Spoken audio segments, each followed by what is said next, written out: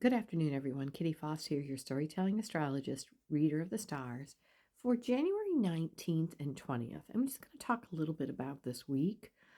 Um, Interesting, all of this Capricorn resetting karma around Capricorn brought me, Capricorn is my first house, a battle with my own kind of understanding of my body and things coming to me and not feeling very well. That's been going on for a little bit of time, and some incredible things shifted over the last 24 hours, partially because I reached out to get some information.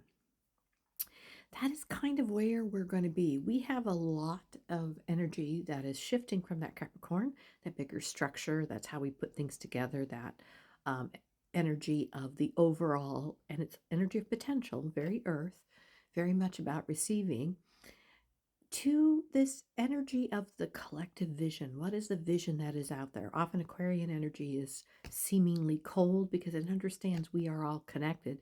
So a lot of the smaller pieces that it has learned not to take personally um, is unique and understands that it's unique. And Aquarian energy celebrates all that is unique. We have a complete immersion in that energy across this week, except for Mars, which will not move into Aquarius until the 23rd. And I kind of think that that is for a particular reason. There is a great change coming, and it is a great ending and a beginning. But do not move to the beginning without understanding how you work with the ending is really, really very important. So let's talk about these 2 days. I'm going to be talking about this probably until the middle of February, looking at the year of the fire horse. What is this going to mean? How we approach that, how we work on our visionary energy as we've shaken our structure. And this week is about that transition a lot.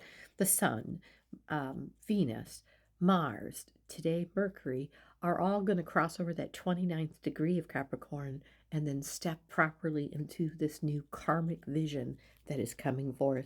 Make no mistake, though, it is an ending of our structures, and how and where we approach that is important. Mercury spent its last moments of Capricorn kind of unstable and awakening its chaos in the earthly, understand this, the earthly connections of redefining what is secure, what is valuable. Aquarian energy, that happens to be my second house, so it's something I cherish, but it's also where my Chiron lives. And it's a great idea, if you don't know where your Chiron is, to go take a look at it, because that is the part of your personality, your wounded healer, that allows you to understand when things are kind of out of balance for you. And for me, it's in Aquarius, which is about my worth in the collective and how I'm going to be valued. And part of what I arrive with is it doesn't matter. Learning to be valued for me allows other people to be valued for them, our uniqueness, which is something people are quite frightened of at the moment. So what's interesting is that as it is working with this Uranus energy, Mercury in its last moments, it's very close to the Seven Sisters, which is about transformation and cosmic wisdom. This is what we're being asked to tune into in this vision. What plans are you making for this ending, and how will you make the choices around that? The structure is working with this new karma in awakening our experience to be able to communicate, able to connect, able to visionary, understand. It is a revolutionary concept about what endings can mean. So while I was really not feeling well, especially yesterday, which turned out to be something, like I said, some new information came to me. Victoria, I have tagged her here, led a wonderful program about learning to let go, learning to look at, and for me, being afraid of being worthy enough to be taken care of, to trust the universe, because I had a vision of, I'll take care of you, more in that than being taken care of, and that we're being all held. So that's something, again, take a look at where your Aquarian placements are, what is in your vision. And then today, and this is happening for a lot of us, what came to us was, if you know Jeanette Biro, again, I'll tag her here, had Daphne, McDonough and Nancy talking about coming from some really harsh existence. How do we plan for awakenings? How do we plan for what's coming and make it a part of what we're doing? We might make, as one said, you make a hair appointment, why don't you make a spiritual appointment to look at and anticipate whatever this ending is? Meanwhile, our Venus is newly in Aquarius, is looking for progressive ideas that bring us balance and looking for shared ideas that will balance and connect us deeply. And that's what we're trying to attract to ourselves. What new tools are starting to show up for you? And on the 20th today is all about the day of miracles and belief. Our structure, our Saturn activates a collective lesson in the earthly connection today. While all is well, while all is well, our will is asking us, perhaps, kind of begging us, to build structures that support who you are in your uniqueness and connect to others. Establish what are collective team boundaries that are boundaries within boundaries, and face building these structures for our dreams.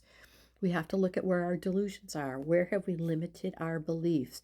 It is a release of that old karmic understanding. And the emotional component of this visionary energy is not necessarily nurturing expansion at the moment. Rather, it's having us zero in on our illusions and our delusions that we have accepted as fact that indeed aren't. Dream. Today is a day to understand all is possible, no matter what we see, because we have an internal ability to see differently. Our last moments with the experience of activating our spiritual energy today make seem like it's knocking us down, but it's an support to bring what serve you. See the alignment. Tonight is a personal visionary energy that needs discernment. More about this was an interesting comment that came, the tendrils of velocity, patterns that you'll no longer be taking after this ending into this new beginning, which you are wishing to make. So take the time to look at what are you wishing to make part of the ending. So from wherever you stand on that mountain, on that vantage point in that paradigm, you choose the beginning. It is time to be prepared, especially over this next few weeks. Put the time aside. Take the time to clear. It's important how you enter the ending. It's 1, 2, 3. Namaste.